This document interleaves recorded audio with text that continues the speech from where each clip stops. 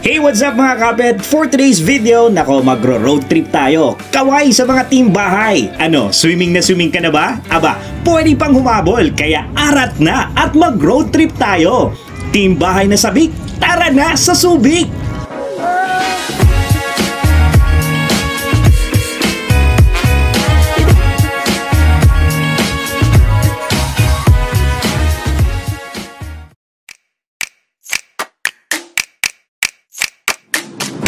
Hey, what's up guys? Nandito tayo ngayon sa may Matnog Port and bumibili muna tayo ng isda, and after that, diretso na tayo dun sa Subic Beach.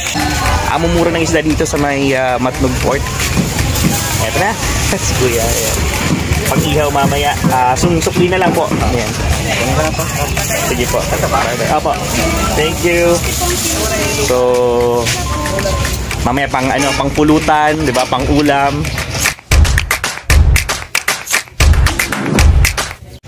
So yun guys, no, papunta tayo dun sa bangka na sasakyan natin papuntang Subic Beach. And yung mga kasama natin. Woo! Actually first time namin to sa Matnog Subic Beach, and kasama ko yung wife ko, and si Joy, si Liv, si Mimi, yan.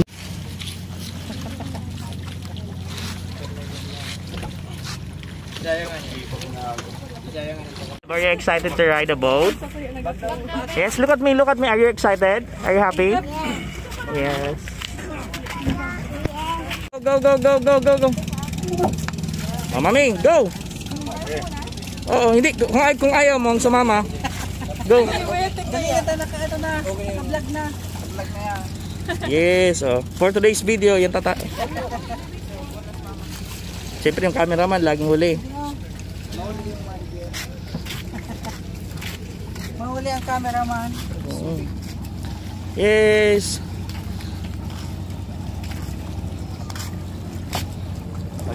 Ay! Ay! Baklao na naman. Thank you, tabi, boss.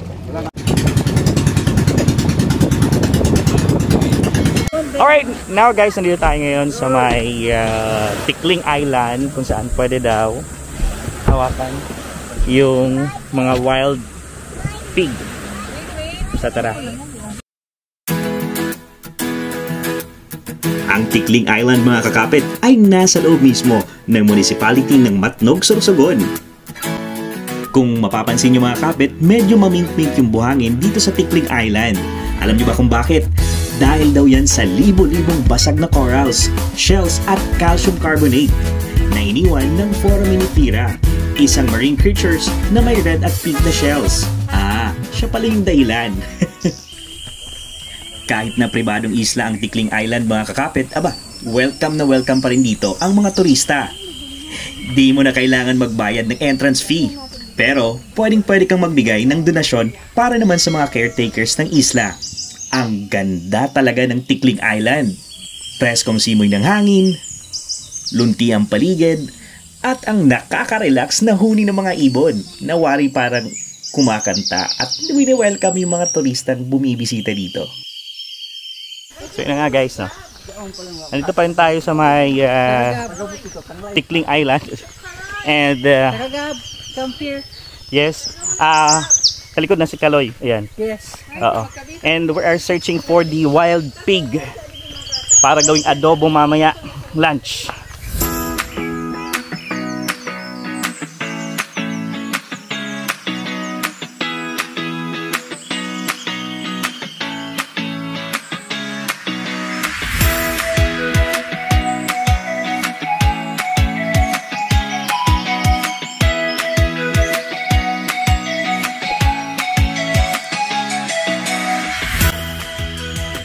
Hey, what's up guys? Kasama natin ngayon si Kuya Ron. Siya ang ating tour guide, and kasama din natin sa boat kanina. And next, saan na tayo pupunta? Ay, fishing quarry. Okay. Okay, fish sanctuary sa may Huwag Lagoon. Ayan. And nga pala tip no sa mga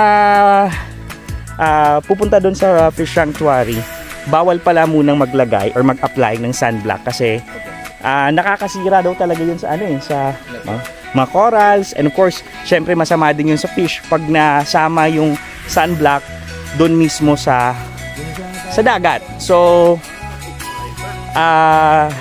kung pupunta kayo ng Huwag Lagoon, huwag munang magsa-sunblock. Alright? Ano, sama ka sa biyahe ko? Cheers! So yun na nga guys, no? Pabalikan tayo ng sasakyan. Hindi natin nakita yung wild pig. Hindi tayo maabot ng bundok. Medyo malayo pa, so nag-decide na lang kami na bumalik na ng bundok. Ng sasakyan. Okay, thank you. Baka next time kami magkita ng mga wild pig na yan. So tapos na tayo dito sa Tickling Island.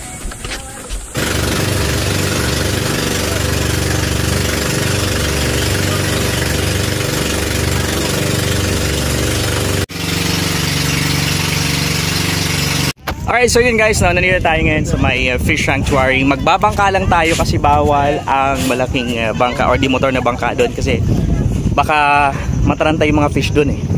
Thank you, boss. Ayan. Dito po kami, mga tour guide, mga Ayan, yung bangkero. Mga bangkero, mga tour guide po natin. Hello. Pasika din natin si Kuya. Yes, ay. For today's video, yan si Kaloyo, you know. Yan ang kamukha ni Jericho Rosales talaga eh. So, ito yung fish sanctuary natin dito. So yun guys, no, ang entrance fee dito sa Huwag Lagoon Fish Sanctuary ay 200 pesos per boat. Kasama na dyan ang fish feeding activity, inclusion of fish food. So yun ito yung mga bawal pag pupunta ka na dun sa may fish sanctuary.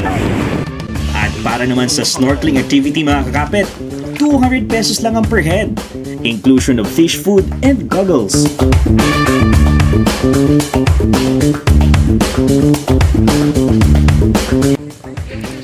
Bukod sa iba't ibang uri ng isda, ang Huwag Lagoon Fish Sanctuary ay may mga giant clams, lobsters, at sea cucumbers na protektado dito sa Fish Sanctuary.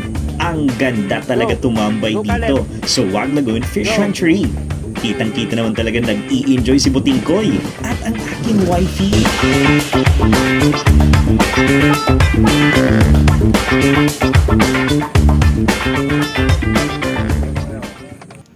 Ang next side trip destination naman natin mga kakapit ay ang Kalintaan Cave.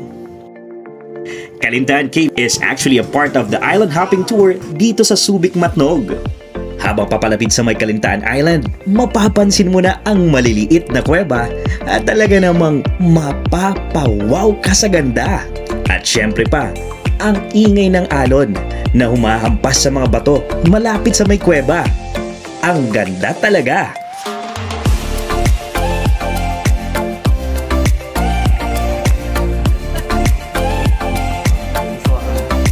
Siswa-swaan.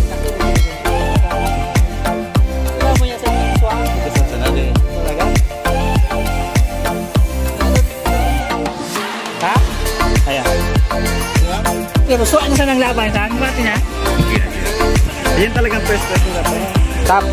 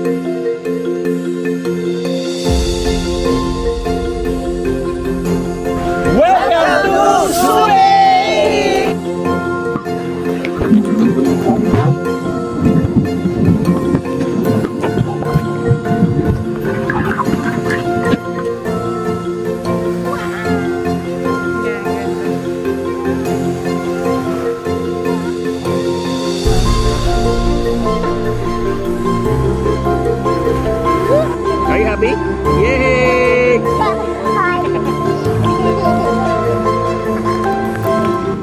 Ay, hindi sa lahat ng panahon, computer kaharap natin. I-treat mo din yung sarili mo. Huwag puro trabaho. Kailangan din natin ng break.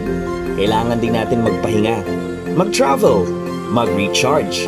At mag-relax kung saan. Pero yung hindi masyadong magastos ha.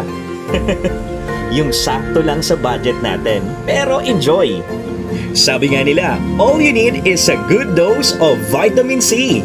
Kaya sa next road trip, isama na ang Subic Matnog Sorsogon sa inyong bucket list. Ito ang pwedeng-pwede niyong kapitanatan. Tara, road trip tayo! So that's it, Pansit! Don't forget to like and subscribe para maging updated. Kapit lang!